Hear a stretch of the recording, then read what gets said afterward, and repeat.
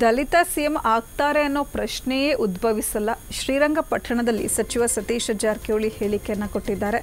ರಾಜ್ಯದಲ್ಲಿ ದಲಿತ ಮುಖ್ಯಮಂತ್ರಿ ಪ್ರಶ್ನೆ ಉದ್ಭವಿಸಲ್ಲ, ಯಾರು ಜನರಲ್ ದಲಿತರು ಸಿಎಂ ಆಗ್ತಾರೆ ಅನ್ನೋದು ಇಲ್ಲ. ಈಗಾಗಲೇ ಸಿಎಂ ಆಗಿ ಸಿದ್ದರಾಮಯ್ಯ ಅವರಿದ್ದಾರೆ, ಹೀಗಾಗಿ ದಲಿತ ಸಿಎಂ ಎಂಬ ಚರ್ಚೆ ಅನವಶ್ಯಕವಾಗಿದೆ. ಮುಖ್ಯಮಂತ್ರಿ ಬದಲಾವಣೆ ಬಗ್ಗೆ ಯಾವುದೇ ಒಪ್ಪಂದ ಆಗಿಲ್ಲ, ಸಿಎಂ ಆಗಿ ಸಿದ್ದರಾಮಯ್ಯನವರೇ ಮುಂದುವರಿತಾರೆ ಅಂತ ಶ್ರೀರಂಗಪಟ್ಟಣದಲ್ಲಿ ಸಚಿವ ಸತೀಶ್ ಜಾರಕಿಹೊಳಿ ಹೇಳಿಕೆಯನ್ನು ಕೊಟ್ಟಿದ್ದಾರೆ. 12 ಗಂಟೆ ಪಕ್ಷಕ್ಕಾಗಿ ದುಡಿತಾ ಇದ್ದೀನಿ ಎಂಬ ಹೇಳಿಕೆ ವಿಚಾರ.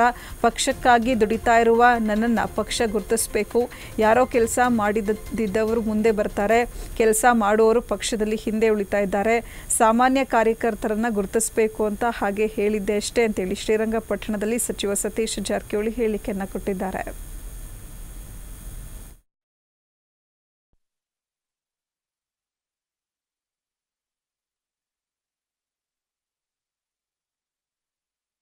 ಶಾಸಕರು ಹೇಳಿದ್ರು ತಾವು ಬರಬೇಕಂತ, ನನಗೂ ನೋಡಬೇಕಂತ ಭಾಳ ದಿನದಿಂದ ಆಸೆ ಇತ್ತು.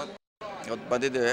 ಒಳ್ಳೆ ಕಾರ್ಯಕ್ರಮ, 4 ದಿವಸದವರೆಗೆ ಒಳ್ಳೊಳ್ಳೆ ಕಾರ್ಯಕ್ರಮ ವೇದಿಕೆ ಮುಖಾಂತರ ಆಗಿದೆ.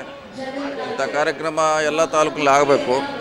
ಅಲ್ಲಿ ಸಾಂಸ್ಕೃತಿಕವಾಗಿ ಶೈಕ್ಷಣಿಕವಾಗಿ ಗುರುತಿಸಲಿಕ್ಕೆ ಒಂದು ವೇದಿಕೆ ಆಗುತ್ತೆ. ಒಳ್ಳೆ ಕಾರ್ಯಕ್ರಮ. ಬಿಜೆಪಿ ರಾಜ್ಯಾಧ್ಯಕ್ಷರು ವಿಜೇಂದ್ರ ಅವ್ರನ್ನ ಭೇಟಿ ಮಾಡಿದ್ದೀರಿ, ಸಾಕಷ್ಟು ಚರ್ಚೆ ಆಗ್ತಿದೆ ಸರ್.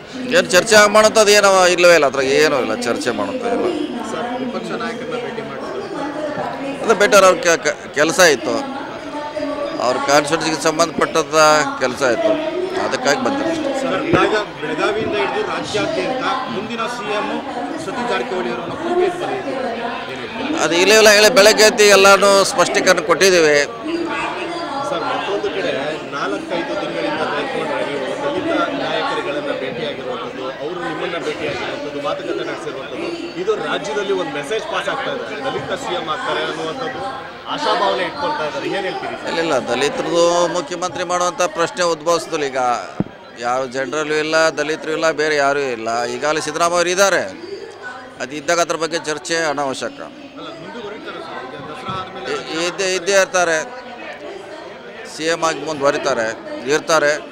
ಸರ್, ನೀವು ಕೂಡ ಪಕ್ಷಕ್ಕಾಗಿ 12 ಅವರ್ ದುಡಿತಾ ಇದ್ದೀನಿ ಅನ್ನುವಂಥ ಒಂದು ಮಾತು ಹೇಳಿದ್ದೀರಿ. ಹೌದೌದು. ಹಾಗಾದ್ರೆ ಏನಂತ ಭಾವಿಸ್ಕೋಬೋದು ಸರ್?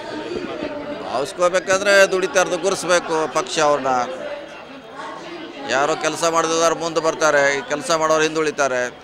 ಸೊ ನಾನು ಉದಾಹರಣೆ ಕೊಟ್ಟೆ ಅಷ್ಟೇ. ಸಾಮಾನ್ಯ ಕಾರ್ಯಕರ್ತ ಗುರುಸ್ಬೇಕಂತ ಹೇಳೋ ಉದ್ದೇಶ ಅಷ್ಟೇ. ಇಲ್ಲ, ಯಾವುದೇ ಒಪ್ಪಂದ ಇಲ್ಲ. ಸಿ ಎಂ ಚರ್ಚೆಗೆ ಅನವಶ್ಯಕ. ಇವಾಗ ಇನ್ನೂ ಸಿ ಎಂ ಅವರು ಇರ್ತಾರೆ, ಸಿದ್ದರಾಮಯ್ಯ ಅವರು ಮುಂದುವರಿತಾರೆ.